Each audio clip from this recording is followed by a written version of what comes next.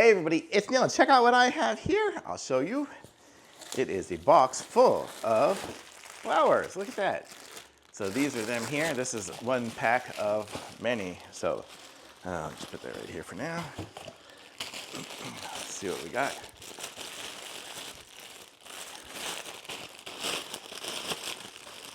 So this is a single rose here.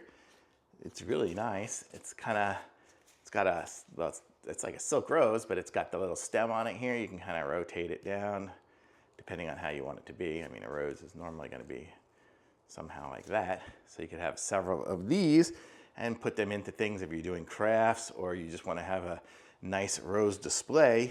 You could use these here. If you look at the bottom of them, it looks like they might have some printing on it, or just maybe the way it's painted and stuff to give it some texture.